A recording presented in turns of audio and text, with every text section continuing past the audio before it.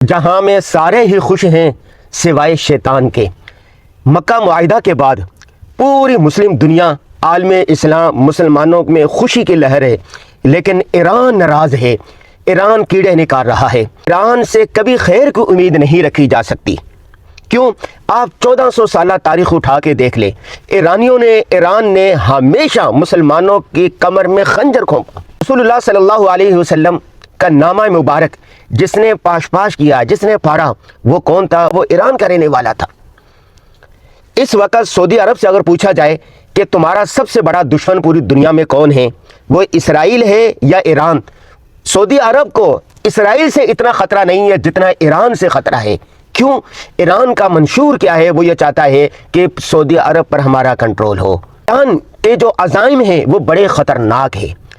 ایران نے کبھی سعودی عرب کو، پاکستان کو، اہل سنت کو دل سے تسلیم نہیں کیا۔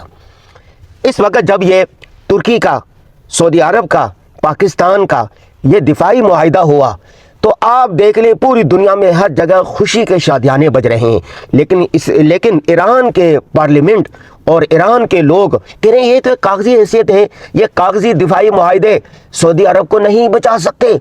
زہر اگل رہے ہیں، زہر۔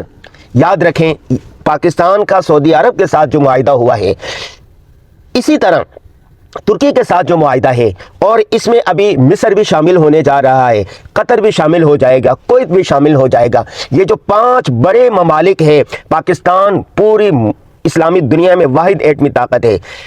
ترکیہ کے پاس ڈرون ٹیکنالوجی ہے، وہ چونکہ نیٹو میں بھی شامل ہے تو ان کے پاس جدید ترین ٹیکنالوجی ہے۔ سعودی عرب کے پاس تیل کی دولت ہے، پیسہ بے تحاشا ہے۔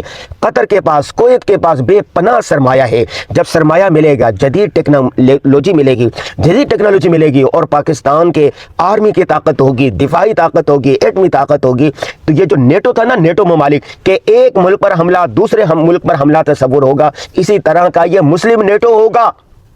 پوری ان ممالک کو واشنگٹن کی طرف دیکھنے کی بھی ضرورت نہیں رہے گی، امریکہ سے بھی آزاد ہوں گے، بیجنگ کی طرف، چین کی طرف دیکھنے کی بھی ضرورت نہیں ہوگی، یہ بالکل آزاد ہوں گے، اور پوری دنیا میں ایک مسلمانوں کی دھاک ہوگی۔ جہاں کہیں مسلمانوں کا مسئلہ ہوگا، مسلم دنیا کا کوئی مسئلہ ہوگا، کسی مسلمان کو تکلیف پہنچے گی، وہاں پر یہ ممالک وہاں پر جائیں گے۔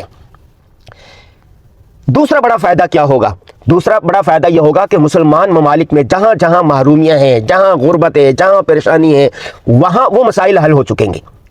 جیسے پاکستان کے پاس اس وقت غربت ہے، خطے غربت سے نیچے 10 کروڑ سے زیادہ لوگ زندگی گزار رہے ہیں۔ سعودی عرب سے سرمایہ آئے گا، قطر سے سرمایہ آئے گا، سعودی عرب سے سرمایہ آئے گا، قطر سے سرمایہ آئے گا، کویت سے سرمایہ آئے گا۔ پاکستان کی زراعت ترقی کرے گی، جدید ترین خطوط پر استوار ہوگی، تو اس طرح مسلمانوں کی جو محرومیاں ہیں وہ دور ہوگی۔ غزہ کا جو مسئلہ چلا آ رہا ہے، اس کو اسرائیل کسی خاطر میں نہیں رہتا، تو اسرائیل ڈرے دبکے ہوئے بیٹھا ہے، ڈر کے مارے دبکے ہوئے بیٹھا ہے کہ اب میرے ساتھ کیا ہوگا۔ اسرائیل کے جو عزائم ہیں، توسیع پسندانہ عزائم ہیں کہ میری سرحدیں نیل تک ہوں گی اور وہاں تک ہوگی، وہاں تک ہوگی، وہاں تک ہوگی، وہ سکڑ جائے گا، اس کو اپنی بقا کی فکر لاحق ہو جائے گی۔ اس لیے جنوبی ایشیا میں یہ جو اپنے آپ کو چودھری کہتا ہے، انڈیا، بھارت اپنے آپ کو چودھری کہتا ہے، اس کو بھی جان کے لالے پڑے ہوئے ہیں۔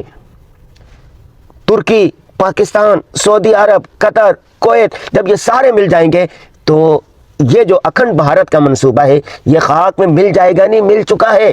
اور اسی طرح پاکستان کے جو دیگر دشمن قوتیں ہیں وہ بھی خائف ہیں، پریشان ہیں، اب ہمارے ساتھ کیا ہوگا۔ بس ان کے لیے ایک ہی پیغام ہے، اپنے توسیع پسندانہ عزائم سے باز آ جائیں، اپنی پروکسیز کو روکیں، اور جہاں پر جو سازشیں کر رہے ہیں وہ رک جائیں۔ یہ صدی مسلمانوں کی صدی ہے، یہ صدی پاکستان کی صدی ہے، یہ صدی عالم اسلام کی صدی ہے، تو ہم مسلمانوں کو خوش ہونا چاہیے اور ایک پیغام جو ہے اس پر عمل کرنا چاہیے۔ دامے درمے قدمے سخنے، جس طرح ممکن ہو ملک و قوم کی تعمیر و ترقی میں بڑھ چڑھ کر حصہ لیں، پاکستان کی حمایت کریں، سعودی عرب کی حمایت کریں، قطر کی حمایت کریں۔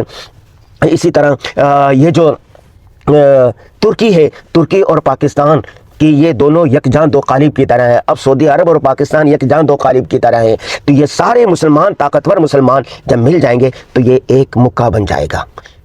ایک انگلی کی طاقت الگ ہے، 2 انگلی کی الگ ہے، 3 کی، 4 کی، اب یہ مکہ بن چکا۔ 5 مسلم طاقتور ممالک مل کر ایک ناقابل شکست قوت ہو جائے گی اور مسلمان سر اٹھا کر جی سکیں گے۔ پاکستان زندہ باد، سعودی عرب زندہ باد، ترکیہ زندہ باد۔